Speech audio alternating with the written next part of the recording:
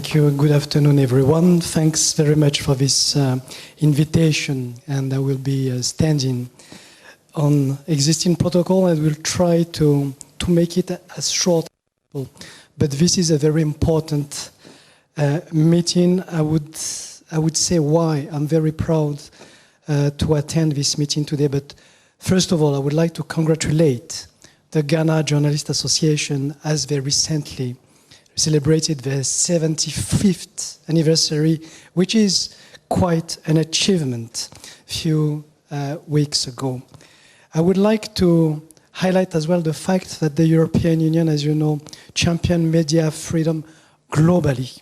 Because as Kojo Asante said, basically, no freedom of press, no democracy. No freedom of press, no accountability. No freedom of press, no human rights. Every values that Ghana is standing for and that we are supporting as well. Within Ghana, the story of media freedom is a coin with two clear sides. The 1992 Constitution guarantees freedom of expression, including for press and other media. And of course, we are happy to see that by and large, these rights are respected. 71% of Ghanaians find that media can operate somewhat or completely free, placing Ghana firmly in the top 10 of the best performing countries on the continent. For that reason, we commend Ghana's efforts in sustaining these records. And as has been alluded to, the Ministry of Information aided the protection of journalists in Ghana. The work of the IGP has been recognized. And oversight institutions such as the Office of the Special Prosecutors, SRAJ, NCCE, Madame Adi, is contributing valuably in that regard, albeit we all know some challenges linked to their limited funding and resources, but this is something else.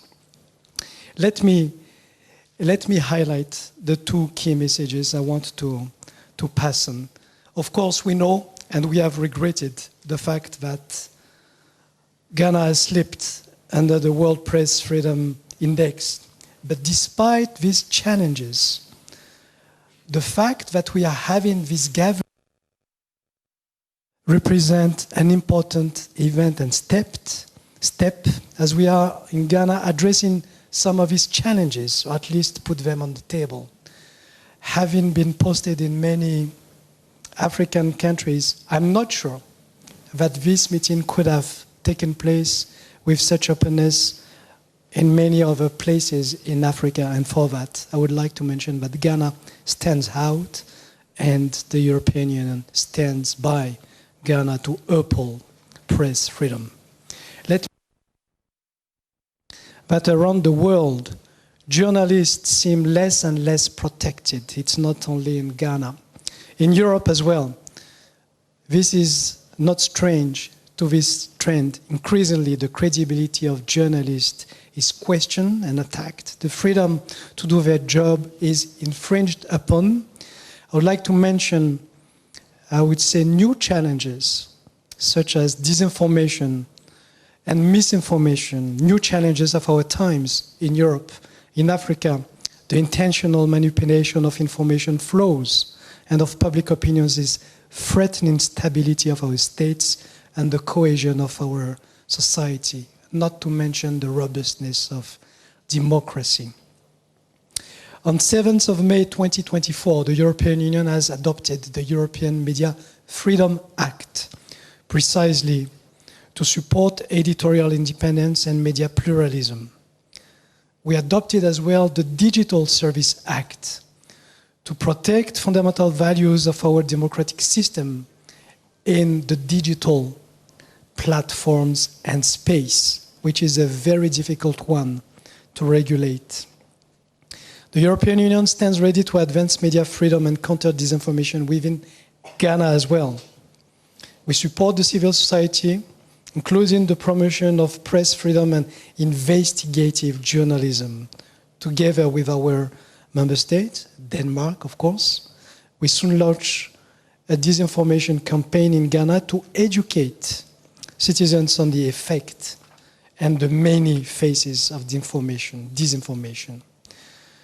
Media independence as well is a primary objective in our project implemented by IDEC, NCCE, of course, CDD, and the Ghana Anti-Corruption Coalition, as well as the Ghana Integrity Initiative. One word of conclusion linked to the upcoming high-stakes election. As we move closer to the December 7, media, we all know, play a critical role by informing the electorate, monitoring the quality of the election process, and by encouraging peaceful engagement in the election process.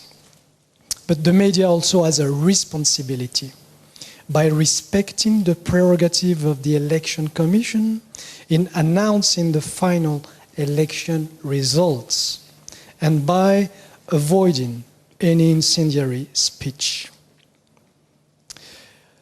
I would like to conclude in underlining that media freedom, freedom of speech, freedom of press, freedom of expression are, here in Ghana and elsewhere in the world, essential rights that constitute the core of a healthy democracy.